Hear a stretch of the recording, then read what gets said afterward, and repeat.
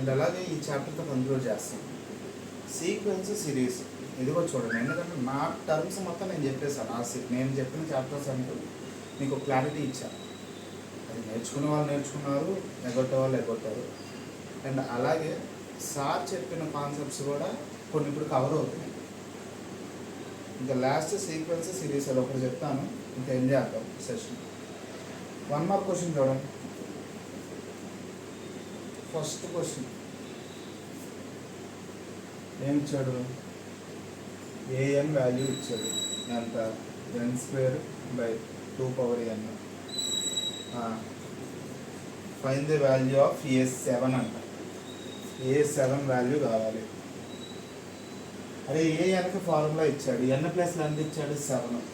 n+లో 7 పెట్టండి, ఈజీగా అయిపోయింది. 7²/2^7 క్యాలిక్యులేట్ చేయాలి. 7² అంటే 7 × 7, 2^7 అంటే 2 × 2 × 2ని 7 టైమ్స్ రాయాలి. ఇది క్యాలిక్యులేట్ చేసి ఆన్సర్ అయ్యింది, అంతే, సింపుల్ అయితే. అలాగే the geometric mean of 3 and 12 అన్నాడు. Geometric mean formula √AB.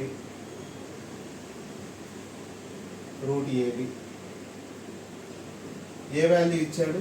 B value ఇచ్చాడు. ఏ వాల్యూ 3, బి వాల్యూ 12 అంట. 3 × 12 ఎంత? √36. √36 అంటే 6. ఆప్షన్ ఉందా? Second option. నెక్స్ట్ అలాగే third, summation of n = 1 to 4. 2n + 3 అన్నాడు. సమ్మేషన్ అంటే ఎడిషన్, గుర్తుపెట్టుకోండి. n వాల్యూ ఎక్కడి నుంచి ఎక్కడి వరకు? 1 నుంచి 4 వరకు. ఫస్ట్ n+లో 1 పెట్టండి. 2 × 1 + 3. అలాగే మళ్ళీ ప్లస్, సమ్మేషన్ అన్నాడు కాబట్టి మళ్ళీ ప్లస్. ఇప్పుడు n+లో 2. 2 × 2 + 3. మళ్ళీ సమ్మేషన్ అన్నాడు కాబట్టి ప్లస్. అప్ టు 4 వరకు చేయాలి. 2 × 3 + 3. నెక్స్ట్ 2 × 4 + 3. ఇంకా అంతకుమించి చేయకూడదు, ఎందుకంటే హైయెస్ట్ వాల్యూ 4 వరకే చేస్తాం. క్లియర్. ఇది సాల్వ్ చేసి ఆన్సర్ అనేది సింపుల్ అయిపోయింది. 14th సరే 4 ఏమి ఇచ్చాడు? గివెన్. మీరు కన్ఫ్యూజ్ అయితే నాకు తెలిసి ఇక్కడ కన్ఫ్యూజ్ అవ్వాలి. 2x⁴ + 4x⁶ నాకు తెలిసి సార్ చెప్పేసే ఉంటారు. నేను +1 + n టర్మ్స్ ఇచ్చాడు. ఓకే, బాగానే ఉంది. ఫైండ్ 20th టర్మ్ అన్నాడు. డైరెక్ట్గా నంబర్స్ ఇస్తే ఇది ఏపీలోనూ జీపీలోనూ ఉందో చూసుకొని మనం ఎంత టర్మ్ ఫార్ములా వేస్తాం. ఇక్కడ ఎక్స్ వాల్యూస్ కూడా ఇచ్చాడు. ఎలా చేద్దాం? కోఎఫిషియన్స్. ఇక్కడ కోఎఫిషియన్స్ ఏంటి? కోఎఫిషియన్స్ అంటే ఎక్స్ పక్కన వాల్యూస్ 2, 4, 6. అలాగే పవర్స్ ఏంటి? 4, 6, 8.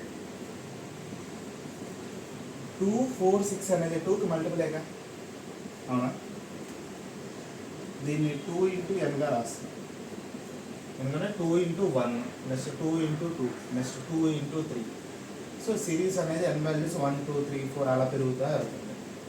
లాజికల్గా ఆలోచిద్దాం. పవర్స్ నేను దీన్ని 2n + 2గా రాయించాము చూడండి. 2n + 2, ఎందుకంటే 2 + 2 4, 4 + 2 6, 6 + 2 8. సో పాసిబుల్ అయింది. ఇక్కడ ఎంత టర్మ్ ఫార్ములా మనం ఎలా రాయొచ్చు? సమ్ ఎలా ఉంది? a ఇక్కడ 2 అంటే 2n × x power n value, powers value అంట 2n + 2, x పవర్ 2n + 2 ఇలా రాయొచ్చు. ఇక్కడ ఎంత టర్మ్ కనుక్కోవడం టాస్క్. ఇది కొంచెం tricky question. As simple as possible చెప్పడానికి ట్రై చేశాను. చూడండి, అర్థమైందిగా. పవర్స్ రాసుకున్నా, కోఎఫిషియన్స్ రాసుకున్నా. సో కోఎఫిషియన్స్ అనేవి 2కి మల్టిపుల్స్లో ఉన్నాయి, 2 టేబుల్స్లో ఉన్నాయి. పవర్స్ అనేవి వాటికి 2 + 2 యాడ్ చేస్తే ఎంత వస్తాయో అంత ఉన్నాయి. సో దాన్ని ఫార్ములా రూపంలో రాస్తాం. That's it. వాడేమడిగాడు? 20th టర్మ్ n+లో 20 పెట్టండి. A20 = 2 × 20 into x power 2 into 20 plus 2 solve చేయండి వచ్చింది ఆన్సర్. నెక్స్ట్ అంతేగా.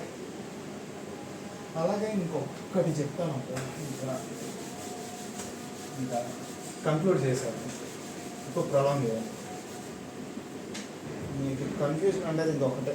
డిమాండ్ డిపాజిటెడ్ 1000 8 మార్క్ క్వశ్చన్స్లో 8th క్వశ్చన్. ఇది చాలామందికి చెప్పాను, కొంతమంది చెప్పించుకోలేదు, నాకు వచ్చు అన్నది మాకు. ఒకసారి చూడండి, నేర్చుకోవడం తక్కువ ఉంది. డిమాండ్ డిపాజిట్ 10,000 ఇన్ బ్యాంక్లో 10,000 డిపాజిట్ చేశారు. ఆ చేసిన అమౌంట్ ప్రిన్సిపల్ అమౌంట్ అంటాం బ్యాంక్ భాషలో. లాంగ్వేజ్ ఆఫ్ ద బ్యాంక్ మనం డిపాజిట్ చేసిన అమౌంట్ని ప్రిన్సిపల్ అమౌంట్ అంటాం. గివెన్ ప్రిన్సిపల్ అమౌంట్ ఏంటి, ఎంత 10,000 10,000. అలాగే ఎంత rate of interest 5%. Rate of interest 5%. అలాగే ఇంకేం ఇచ్చాడు డేటా, సింపుల్ ఇంట్రెస్ట్ యాన్యువల్లీ అన్నాడు. టైం పీరియడ్ ఎంత యాన్యువల్లీ అంటే 1 year. 1 year. Okay. Fine the amount of 15th year. 15th yearకి మనకి ఇంట్రెస్ట్ ఎంత జనరేట్ అయింది అది ఫైన్ చేయమన్నాడు. ఫస్ట్ ఆఫ్ ఆల్ ఇంట్రెస్ట్ ఎంత పడింది మనకి సంవత్సరానికి చూద్దాం. ఇంట్రెస్ట్కి ఫార్ములా PRT/100. P అంటే ప్రిన్సిపల్ అమౌంట్ 10,000 ఇంటూ R అంటే 5 ఇంటూ T అంటే 1/100. 0 0 0 0 క్యాన్సిల్. అంతేనా? 10,000 కదా, 100 500. సో మనం బ్యాంక్లో 10,000 డిపాజిట్ చేస్తే మనకి సంవత్సరానికి వచ్చే అమౌంట్ వడ్డీ ఎంత 500. 1 yearకి 500 వచ్చింది. మరి 2 yearsకి 1000, నెక్స్ట్ 3 yearsకి 1,500. అంతే కదా, 500 పెరుగుతూ వెళ్తుంది every year. 2,000. 4th yearకి 2,000, 5th yearకి 2,500 and so on. ఇలా పెరుగుతూ వెళ్తుంది. వాడు అడిగింది 15th yearకి నాకు అమౌంట్ ఎంత వస్తుంది అని అడిగాడు. సో ఇలా రాసుకుంటూ వెళ్దాం, కొద్ది కష్టం కదా. ఇది ఏ టర్మ్లో ఉందో చూడండి, ఏపీలో ఉందా జీపీలో ఉందా. 1000 - 500 500. 1,500 - 1,000 500. 2,000 - 1,500 500. A2 - A1 అనేది కాన్స్టెంట్ కామన్ డిఫరెన్స్ అనేది సేమ్ ఉంది కాబట్టి ఇట్స్ అన్ ఏపీ. ఏపీలో ఉంది కాబట్టి ఎంత term formula AN = A + n-1 × D. ఇక్కడ A అంటే ఫస్ట్ టర్మ్ 500, D అంటే కామన్ డిఫరెన్స్, ఈ రెండింటికి మధ్య ఉన్న difference 500. n value 15th year అన్నాడు కాబట్టి A15. So 500 + 15 - 1 14D. D అంటే 500. సాల్వ్ చేయండి, మీకు ఆన్సర్ వచ్చింది. అండ్ అలాగే కంటిన్యూషన్ క్వశ్చన్. ఈ డిపాజిటెడ్ ఈ amount and also calculated total amount after 20 years అన్నారు. టోటల్ అమౌంట్ క్యాలిక్యులేట్ చేయమంటున్నారు. A20 అర్థం. ఇక్కడే ఒక ట్రిక్, లాజికల్ బ్రెయిన్ అనేది యాక్టివ్ అవ్వాలి. ఏంటి, ఇక టోటల్ అమౌంట్ ఆఫ్టర్ 20 years కనుక్కోమంటాడు. ఆఫ్టర్ 20 years అంటే 20 years తర్వాత. 20 years తర్వాత అంటే 21st year కనుక్కోమని. 21st year వాడు ఇండైరెక్ట్గా మనం ఫూల్ చేయడానికి ఇచ్చాడు. A20 కానీ A21 వేయాలి. A21 = A + n-1 × D. Same ఇక్కడ n ప్లేస్లో 21 పెడతాం అంతే.